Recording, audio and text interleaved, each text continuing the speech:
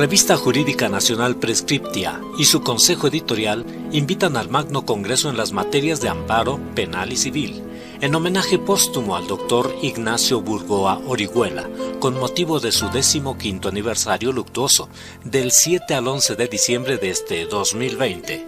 Lunes 7. Mensaje del doctor Arturo Altamirano González en representación de los magnos ponentes de la Revista Jurídica Nacional Prescriptia, con la participación de regias personalidades: maestra Isabel Burgoa Llano, licenciada Pilar Ortuño Burgoa y licenciado Roberto Ortuño Burgoa. Magna ponencia: la fundamentación filosófica del juicio de amparo, por el doctor Ignacio Burgoa Llano, en homenaje póstumo a su padre. Además, las participaciones de el doctor Alberto del Castillo del Valle, magistrado doctor Marco Polo Rosas Vaqueiro, magistrado doctor Fernando Rangel Ramírez, magistrado doctor Rubén Arturo Sánchez Valencia. Martes 8 de diciembre, doctora Diana Garduño Santiago, doctor Jorge Raúl García Sosa, doctor Samuel Hernández de Alba, doctor Baldomero Mendoza López, doctor Albertico Guinto Sierra. Miércoles 9 de diciembre, doctor Arturo Farelas Pacheco, doctor Eric Pérez Loyo, juez doctora Ernestina Carro Roldán, maestro Enrique Octavio Baeza Pérez y doctora Nancy Villafán Pérez. Jueves 10 de diciembre, doctor Salvador Morales Ferrer, doctor Román Díaz Vázquez, doctora Libertad Bugambilia Suárez Sánchez, perito doctor Vicente Cruz Portillo.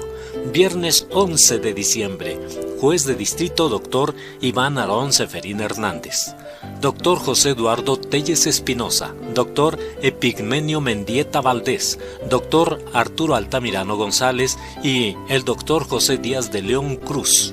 Clausura por la directora ejecutiva de la Revista Jurídica Nacional Prescriptia, doctora Libertad Bugambilia Suárez Sánchez y el doctor Ignacio Burgoa Llano. Modalidad virtual, evento gratuito por Facebook Live. Registro al teléfono 221-636-3491 con la licenciada Sandra. Constancia por aportación de 300 pesos. No faltes.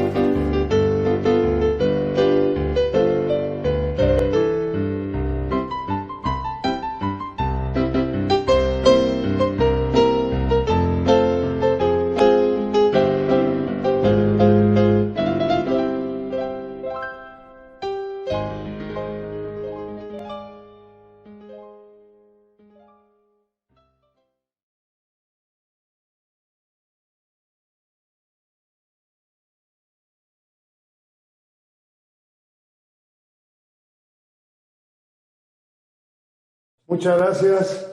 Gracias a la revista Prescriptia. En primer lugar, Raúl, a ti, a nuestra abogada también.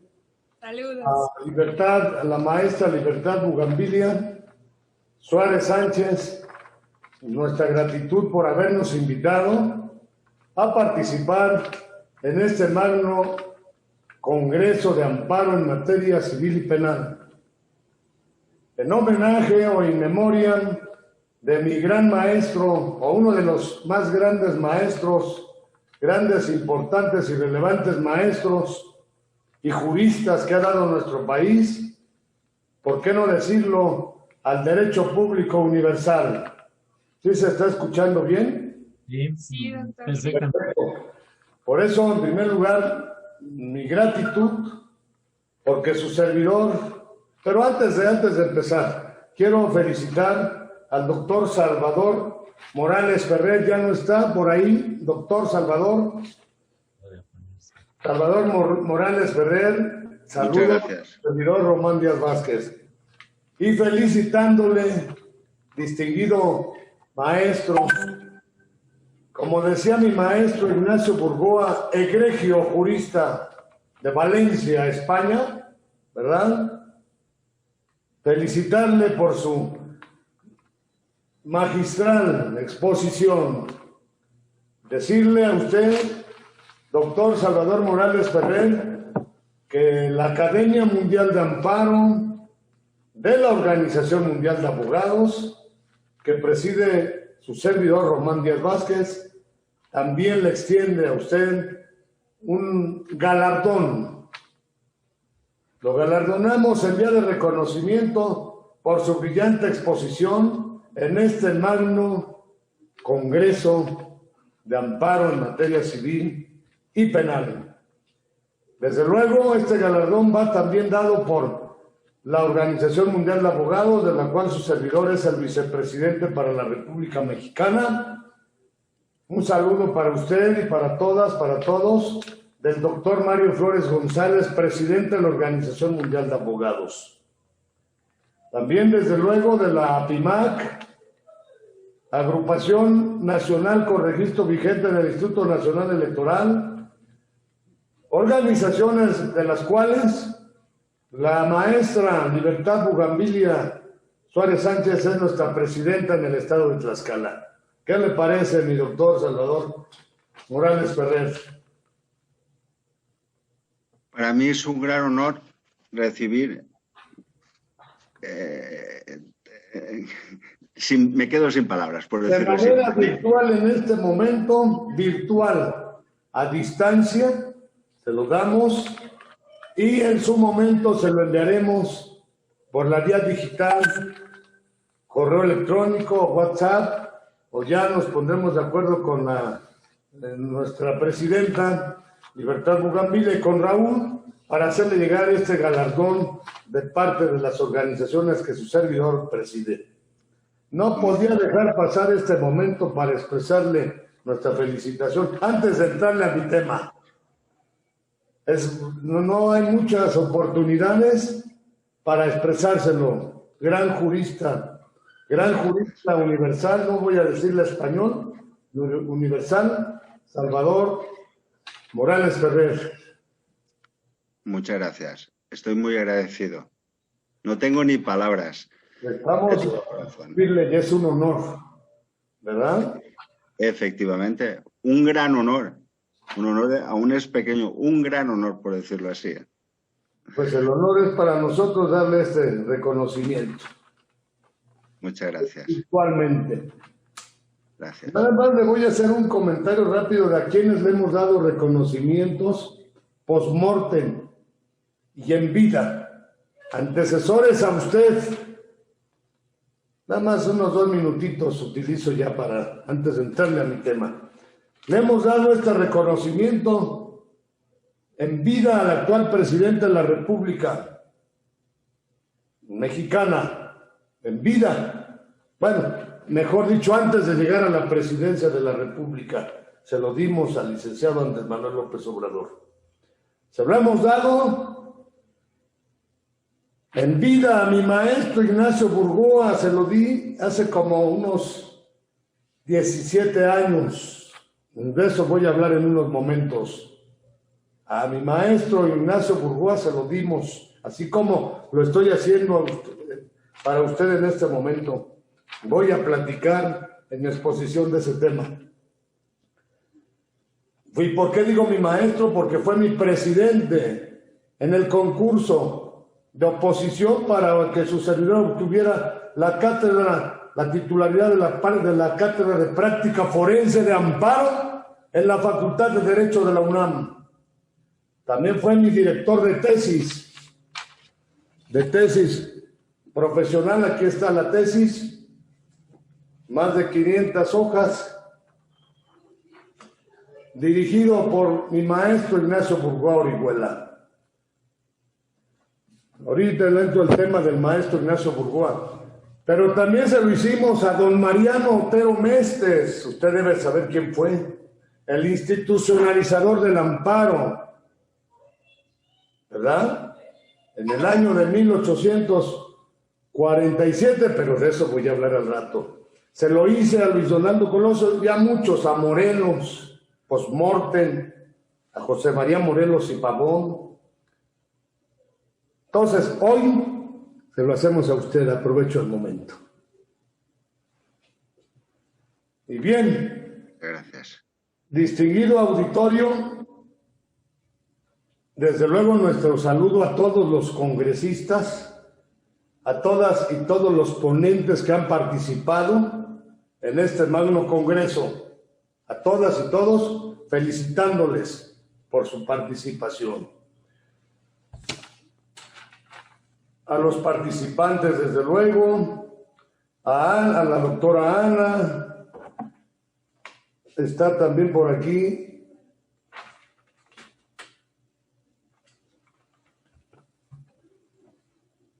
Angélica Amigón, a todas y todos. Bien, mi tema, la teleología y la sextarquía del juicio de amparo, en homenaje al jurista, nuestro gran maestro Ignacio Burgoa Orihuela, es hoy sobre lo que vamos a disertar. Y terminando, voy a hablar de algunos 4 casos concretos o específicos que hemos llevado y ganado, con los cuales fundamentaríamos, ilustraríamos la importancia y la trascendencia de nuestro juicio constitucional, como también es conocido, el juicio de amparo. Juicio de amparo que nosotros, su servidor, le ha denominado desde hace tiempo el juicio de juicios. Juicio de juicios. ¿Y por qué juicio de juicios? Y ya empezamos a desarrollar la teleología del juicio de amparo. La esencia, la finalidad y, por qué no decirlo, hasta la utilidad de nuestro juicio de juicios, el juicio de amparo. Bueno, pues así está el contexto de este Congreso, con magno Congreso de amparo en materia civil y penal, del amparo en general. Y bueno, pues en homenaje o in memoriam del doctor Ignacio Burgoa Orihuela, quien falleció el 5 de noviembre, si no mal recuerdo, del año de 2005, o sea, hace aproximadamente unos 15 años, a la edad de 87 años.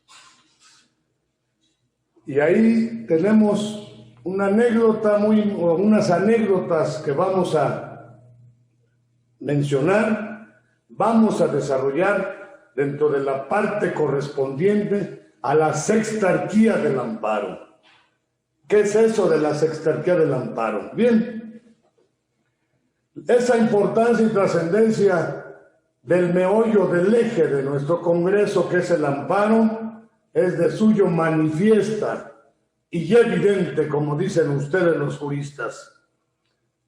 El juicio de amparo lo decía o lo ha sostenido una diversidad de autores, el mismo Karl Lorenstein, que decía: el juicio de amparo es la principal aportación que ha dado México a la ciencia y derecho público universales.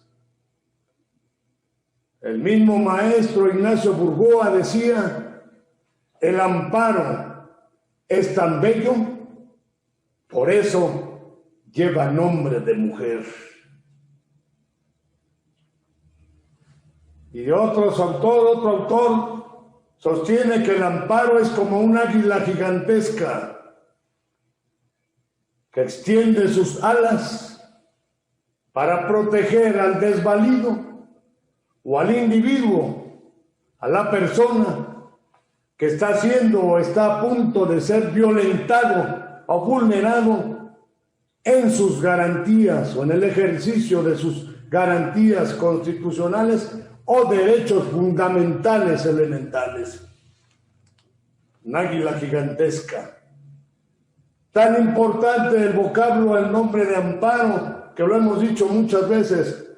Una vez, hace como unos 10, 12 años, en la Cámara de Diputados del Congreso de la Unión Mexicana, del Congreso de la Unión Mexicano, la Cámara de Diputados, decíamos: ¿y quién defiende o quién ampara al amparo? cuando el amparo es tan importante, pero a veces ha sido también objeto de embates, de impugnaciones o de ataques. Y en la práctica, en muchas ocasiones, hay tribunales o jueces que no ejercen como debe de ser la impartición de la justicia federal, el otorgamiento del amparo y protección de la justicia de la Unión, que es la fórmula con que culmina en los puntos resolutivos, o en uno de los puntos resolutivos, las sentencias que se dictan en los procesos constitucionales o juicio también de garantías, único o segundo o tercero o primero, resuelve la justicia de la Unión, ampara y protege a tal persona en términos del considerando segundo o tercero de esta sentencia. El amparo se ha venido sosteniendo en la doctrina, en los calendarios de las escuelas y facultades de Derecho, cuando se habla de los medios o sistemas de control de la constitucionalidad, de la legalidad, y le agregaríamos de la convencionalidad. Es el amparo, instrumento por excelencia para nosotros, no de control de la constitucionalidad, sino de protección de la constitucionalidad, de la legalidad y o de la convencionalidad. He ahí la importancia y la trascendencia y la majestuosidad del juicio, por eso juicio constitucional, por eso nosotros le hemos denominado juicio de juicios. Y eso nos llevaría a ubicar entonces que el juicio de amparo es una de las principales instituciones, si no es que la más importante institución nacional, jurídico, político y social, que hace posible, desde el punto de vista técnico, la preservación, la protección y garantización del orden constitucional, legal o convencional. Efectivamente, en los artículos 103 y 107 de la Constitución Política de los Estados Unidos Mexicanos, nos encontramos con los casos de procedencia y bases rectoras del juicio de amparo, los famosos principios o bases rectoras del juicio de amparo. Para conocer y manejar el juicio de amparo, tenemos que conocer bien y manejar los artículos 103 y 107 de la Carta Magna Nacional Mexicana. Esto vinculado, desde luego, al artículo 1 de la misma Ley de Leyes, porque si hay porque la Constitución General de la República es nuestra ley de leyes, principio de supremacía constitucional, artículo 133. Esta Constitución, etcétera, etcétera, es la ley suprema de toda la Unión. Y en el artículo 1 de la Ley de Amparo, la famosa Ley de Amparo, artículos o Ley de Amparo reglamentaria de los artículos 103 y 107 constitucionales. Aquí está en la ley de amparo, nos dice en el artículo 1 de manera textual: el juicio de amparo tiene por objeto resolver toda controversia que se suscite por normas generales, actos o omisiones de autoridad que violen los derechos humanos reconocidos y las garantías otorgadas para su protección por la Constitución Política de los Estados Unidos Mexicanos, así como por los tratados internacionales de los que el Estado mexicano sea parte. Y luego algo muy importante que nos dice en la parte final de este precepto constitucional: el amparo protege a las personas frente a normas generales, actos o omisiones por parte de los poderes públicos o de particulares en los casos señalados en la presente ley. Allí está, de manera así breve, concreta, la fundamentación constitucional y legal de nuestro juicio de juicios. De ahí se desprende inmediatamente la importancia, la trascendencia y la relevancia. Podríamos reducir, sintetizar o concretar que a través del juicio de amparo se protege el derecho en general. Dentro del derecho, pues desde luego la norma suprema, la ley de leyes, que es la Constitución General de la República Mexicana. Ley de leyes. Artículo primero de la Ley de Amparo y desde luego vinculado al primero de la Constitución General de la República, que nos contempla o consagra la existencia de los derechos humanos. A la raíz de la reforma del 2011 se sustituyó el término con la expresión de garantías individuales por la derechos humanos y quedaron los derechos humanos y sus garantías que la Constitución establece para su protección correspondiente. Entonces, vamos a llevar la importancia de este amparo a la importancia y trascendencia del derecho. Hemos sostenido desde hace muchos años, usted, doctor Salvador Morales Ferrero, nos va a dejar mentir, que el derecho es hasta el momento el instrumento, el mecanismo que ha creado el ser humano, insuperado hasta el momento, valga la repetición del término, para el logro de una serie de fines y objetivos que el ser humano necesita o requiere para su felicidad o desarrollo en este mundo. Los fines del derecho: la seguridad, la paz, el orden, la justicia, bueno, si queremos más, la equidad, etcétera, etcétera. Entonces, si nos dice la Constitución y la ley, el juicio de amparo protege a las personas contra violación, contra normas generales, actos u omisiones que violen derechos fundamentales. Pues allí está, con mayor razón, enfatizada, ilustrada o ejemplificada la importancia, trascendencia y relevancia del juicio de amparo. Y ahí la teleología, como decía nuestro maestro Ignacio Burgoa, la teleología del juicio de amparo.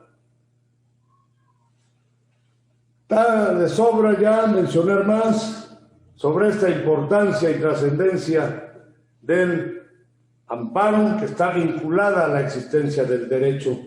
Decía antes, se sostenía antes en la postura marxista-leninista, en la etapa superior, que se daría ya en la fase comunista la desaparición del Estado y del derecho.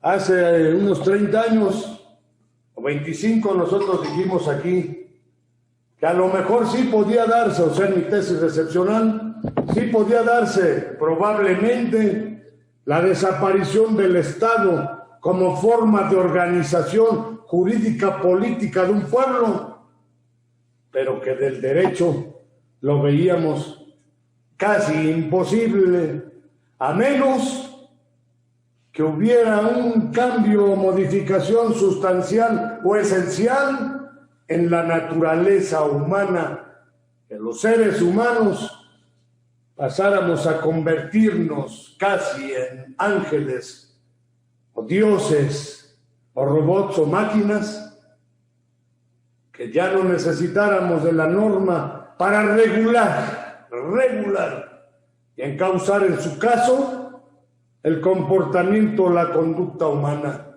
que necesitábamos y necesitamos de las reglas, de las normas,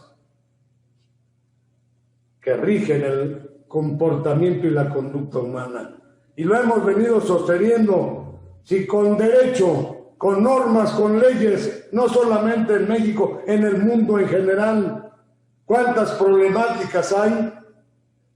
¿Cuántas transgresiones o vulneraciones a los bienes y valores más importantes y sagrados con que contamos los seres humanos? ¿Qué sería si no hubiera norma jurídica o no hubiera derecho, mi maestro Salvador Morales Ferrer, y a todas y todos? Por eso es importantísimo y trascendental el derecho, y dentro de ese derecho la Constitución, la norma o la ley suprema. Todas las normas son importantísimas y es de gran relevancia que sean bien hechas. O sea, que la norma o que el derecho se apeguen, estén siempre velando o teniendo como fin inmediato, esos grandes principios y valores o fines que son características que requiere el ser humano para su subsistencia: la seguridad, la paz, la justicia, la equidad y desde luego educación. Y ya podríamos meterle ahí una serie de necesidades y de satisfactores que requiere el ser humano para su felicidad en este mundo y no en otro. Pero bueno, en ese juicio de amparo, o en torno a ese juicio de amparo, existen, cuando yo tomé clases en la Facultad de Derecho de la UNAM, se hablaba de la famosa tetrarquía del amparo. Tetrarquía, 4, tetrarquía del amparo. Y por ahí, por el 2004, 2003, unos 2 o 3 años antes de que mi maestro Ignacio Burgoa Orihuela falleciera, siendo admirado por su servidor y desde luego todos los estudiantes de ese tiempo, vimos la forma, le invitamos a que recibiera un reconocimiento vía homenaje 2 o 3 años antes de morir. Nos recibió y le dijimos en su momento, estando así, muy atento como está mi maestro también Salvador Morales Ferrer, ya estando en el evento, así como en este momento, hace unos 15, 17, 18 años, le digo: maestro, ya no debemos de hablar de la tetrarquía del amparo, porque ahora para nosotros existe la pentarquía del amparo. Se me quedaba viendo el maestro, con su puro, ¿se acuerda usted? ¿Sí se acuerdan? Con su puro se me quedaba viendo. Yo ya hablando, maestro, al lado de los grandes 4 personajes del amparo,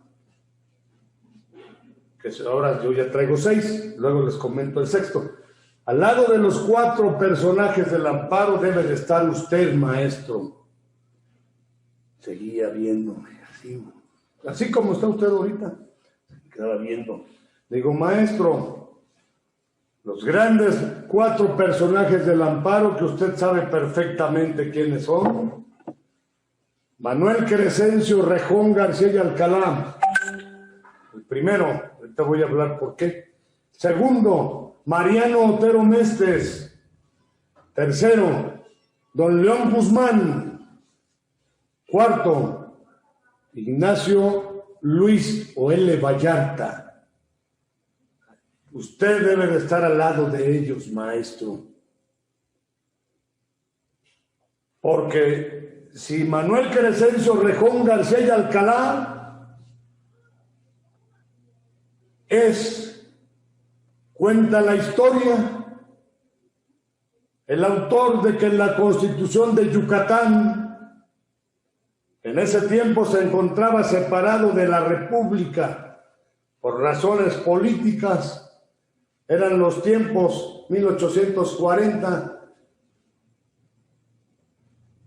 donde existía o en los que existía un enfrentamiento atroz, constante e incesante entre los centralistas y los liberales por el otro lado. Por eso Yucatán, inconforme políticamente con la situación del país, se separó de México, crea su propia constitución, y en esa constitución aparece, cuenta la historia, por primera vez, inserto en el contexto correspondiente, el vocablo o la palabra o el término de amparar.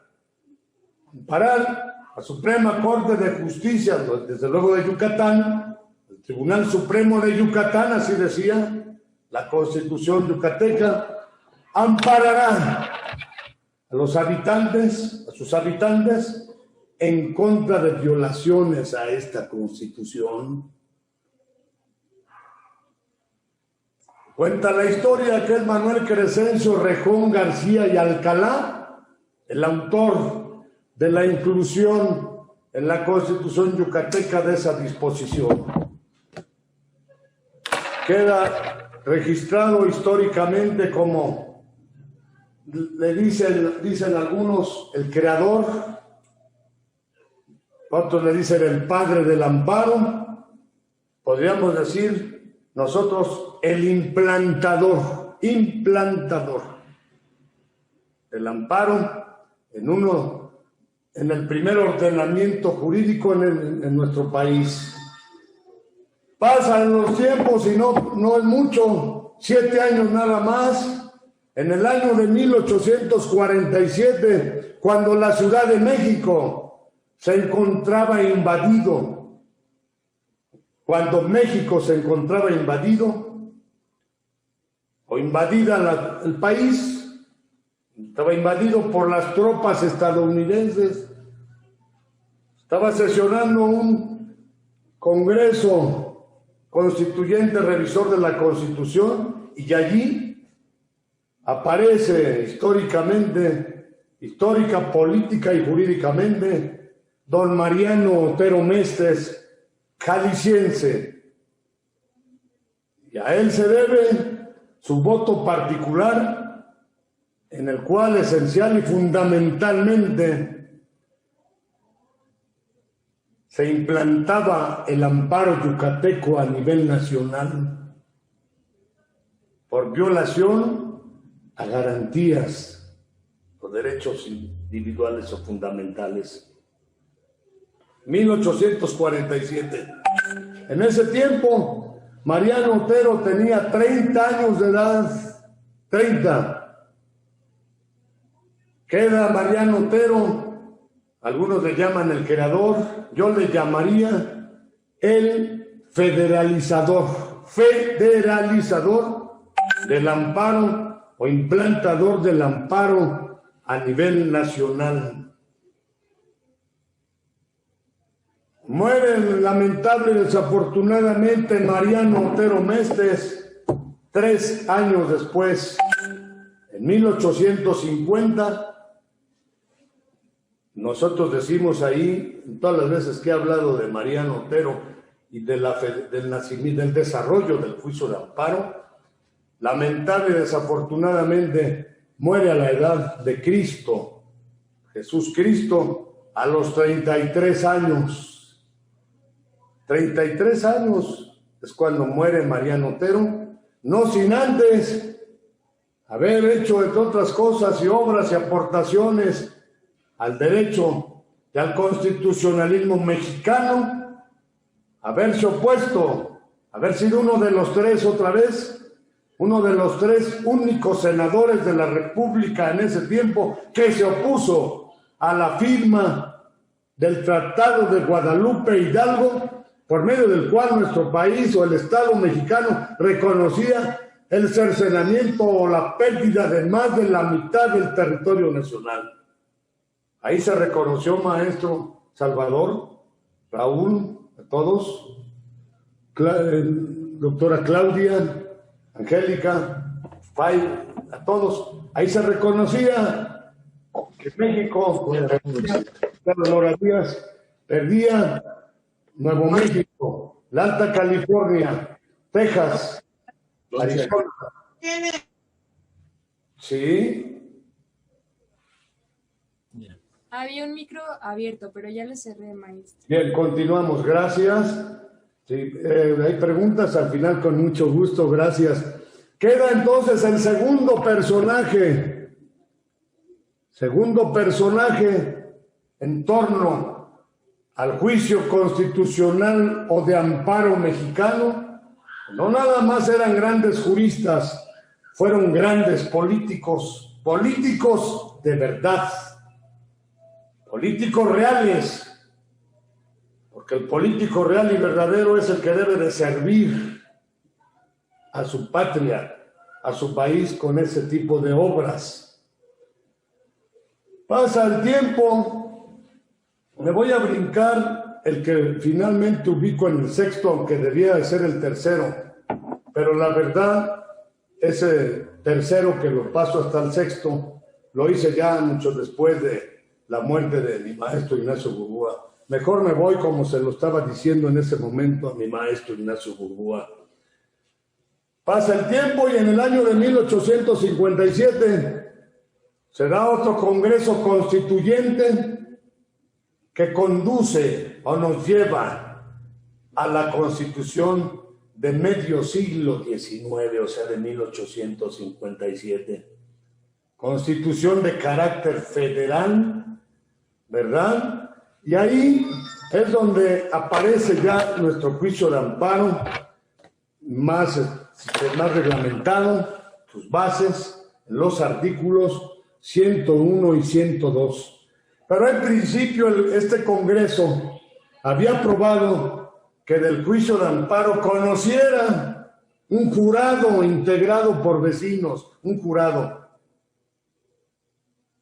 Se forma en su momento la comisión de estilo, se integra la misma para la revisión, revisar el estilo, la forma, no el fondo de esta Constitución del 57, y don León Guzmán es el único que trabaja. Cuando llega al juicio de amparo, cuenta la historia, cuando llega al juicio de amparo, se da cuenta que se había aprobado que de este conociera y resolviera un jurado. Dicen los historiadores que don León Guzmán probablemente percibió que así como estaban dándose el juicio de amparo, estaba condenado al fracaso. Le quita, don León Guzmán, le quita esa parte relativa al jurado. Fíjense, y se aprueba, llega, presenta su revisión al Pleno. Aquí está la Constitución del 57 ya revisada, y la aprueban los constituyentes del 57. A la larga alguien se dio cuenta de ello, le reclamó, le llamaron el fraude parlamentario. Él contestó y dijo, bueno, yo la presenté, hice la revisión y todos la aprobaron, no es mi culpa. Finalmente la aprobaron. Allí está el tercer personaje, por eso a don León Guzmán se le conoce como el Salvador del Amparo. El Salvador del Amparo, tercer personaje. Cuarto personaje, y con eso queda integrada la tetrarquía del amparo. Cuarto, don Ignacio Ruiz Vallarta, que se sostiene o se dice que ha sido uno de los más importantes o de los mejores presidentes que ha tenido la Suprema Corte de Justicia en México. Se le conoce como el sistematizador del amparo. Son cuatro. Entonces llegó en ese momento y el maestro Ignacio Burgúa, magno congreso de amparo dedicado al maestro Ignacio Burgúa, ¿no? Yo lo viví, no me lo cuentan. El maestro se me quedaba viendo, ya llevaba como media hora hablando, como ahorita. Se me quedaba viendo y le digo, maestro, ahora ya no es la tetrarquía, es la pentarquía del amparo. La pentarquía del amparo. No dejaba de quedárseme viendo. Aquí lo recuerdo todavía mentalmente. Digo, ahora es la pentarquía del amparo, porque aparte de esos personajes, está usted, otro Ignacio. Así como a Ignacio L. Vallarta, ahora hay otro Ignacio que es Burgoa Orihuela, como el maestro del amparo.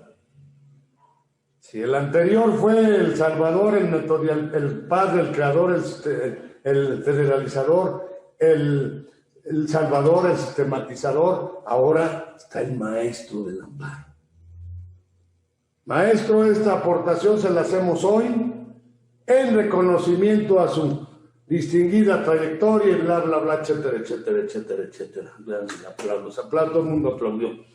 Allí está, sobre la pentarquía del amparo, y ya hace como unos 8 o 9 años, o 7, hace unos años, en un 13 de agosto,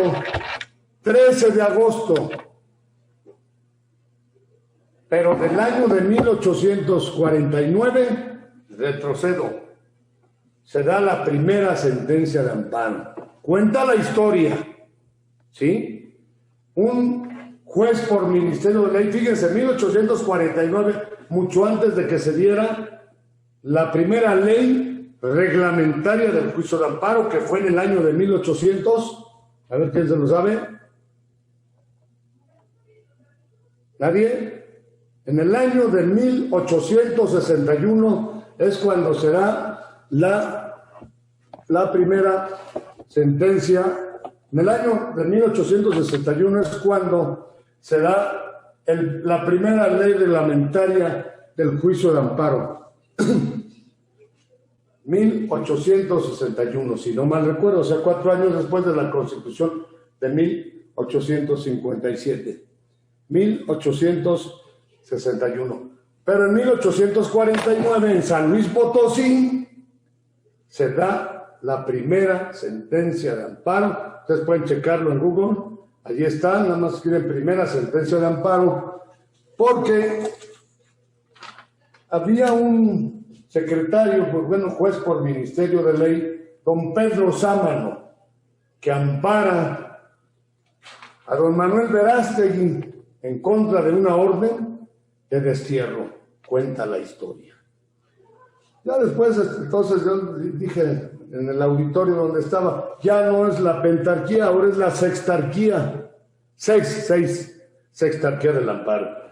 Al lado de esos que ya mencioné, está, pues, don Pedro Sámano como el primer juez que ampara a un quejoso, ¿sí?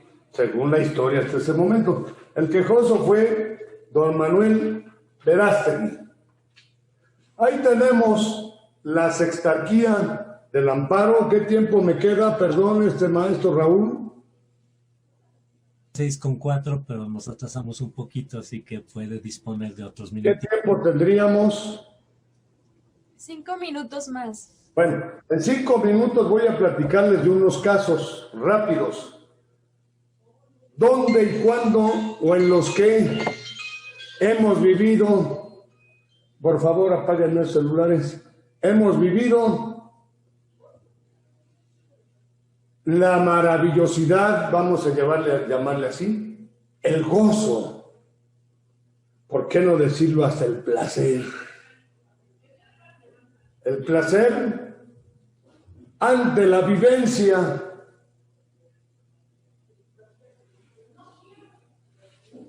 del ejercicio o disfrute de un fallo de amparo. Cuando hemos vivido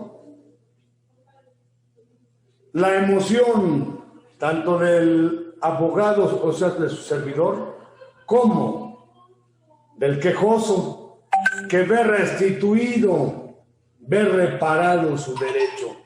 Hace aproximadamente, bueno, no voy a decir el tiempo, en una ocasión llegan al domicilio de su servidor a informarme que habían detenido a una persona, le habían privado su libertad, Inmediatamente ubicamos dónde estaba, llegamos al Ministerio Público, nos empapamos, nos percatamos de su situación jurídica e inmediatamente promovemos el juicio de amparo. Un Viernes Santo. En la noche llega el actuario del juzgado de distrito a notificar la concesión de la suspensión de oficio o de plano para el efecto de que se le restituyera al quejoso en el goce o ejercicio de su libertad en caso de que una vez transcurrido el término constitucional, que en ese tiempo era de 24 horas para resolver la situación jurídica, si no se encontraran reunidos los elementos del cuerpo del delito, en aquel tiempo se decía, ¿se acuerdan? El famoso cuerpo del delito y la probable responsabilidad de la persona privada de su libertad, se le pusiera libre. Sinceramente, lo que hicimos fue esperar a que transcurriera el término, toda la noche allí allí en el Ministerio Público. El día siguiente, el Sábado Santo, como a las 11 de la mañana, sale el Ministerio Público, familiares de fulano de tal, y el abogado, pues ahí va su servidor, nos pasa a una oficinita y nos dice, se va a ir libre. Por el momento, por falta de elementos. Pero tiene que regresar el lunes, me dicen, para que proporcione el retrato hablado de los agresores y homicidio de su esposa. Imagínense, ¿eh? Así logramos muchas libertades. Desafortunadamente, mal o bien, nada más, mal o bien digo porque a veces son responsables, pero nada más litigando en torno al cumplimiento y observancia de las solemnidades, formalidades y requisitos constitucionales. ¿Sí me explico? Otro, ya se fue libre, lo saqué libre, no les platico detalles porque ya el tiempo lo tengo encima. En el reclusorio, en un reclusorio de la Ciudad de México, llevamos un caso en contra de un auto de formal prisión, y una vez llego y me dice el quejoso, a verlo, en el interior de la cárcel, ya me voy en 3 días, con tu conocimiento, abogado. Le digo, no creo, le dije, porque yo acabo de checar el juicio de amparo, y mínimo todavía 15 días para que se resuelva, o dicten la sentencia en ese amparo. Pues sí, efectivamente, no se fue a los 3 días, hasta los 15 o 30, 20 días, porque sí ganamos que la justicia de la Unión lo amparara y lo protegiera. La justicia de la Unión ampara y protege a fulano de tal contra el auto de formal prisión. Pero todavía tuvimos que esperar los 10 días para que causara, maestro Salvador, para que licenciada Nora Díaz, para que causara Estado ese fallo, esa sentencia de amparo, que nadie la recurrió, menos nosotros, y sí logramos su libertad con ese amparo. Otro, en sentencia de segunda instancia, igual en una cárcel de Chalco, igual, el amparo, finalmente lo ganamos, se dio la audiencia oral de ejecución de amparo en la sala, y la magistrada ordenó la liberación por ese amparo. Me voy más rápido. Otro, en lato civil, en lato senso, más bien en materia de amparo contra leyes. Amparo contra leyes. El primer amparo que se ganó contra la reforma energética fue el que nosotros promovimos, y cuando el licenciado Enrique Peña Nieto estaba dando a conocer la publicación de la reforma energética, nosotros anunciábamos frente a Palacio Nacional que habíamos logrado el primer amparo relacionado con la reforma energética de este país, que nosotros planteábamos y luchábamos porque se diera una reforma energética como muchas otras reformas o políticas públicas y leyes de este país, que se den con respeto y observancia de los derechos del pueblo mexicano. Así hemos tenido triunfos también ejerciendo el amparo y el nuevo amparo de los derechos humanos, que ya no me va a dar tiempo de explicarlo, que nosotros traemos en una serie de temáticas, causas y problemáticas nacionales, como por ejemplo la defensa de las pensiones de los jubilados de trabajadores, toda una serie de vivencias que tenemos, que hemos vivido en torno al ejercicio, a la sustanciación, mejor dicho, promoción, sustanciación y finalmente gozar de las resoluciones de amparo, o en otras palabras, del defender los derechos, de defender los bienes y valores de las personas, del pueblo mexicano, en base al derecho. El derecho en general y en lo particular de la Constitución General de la República.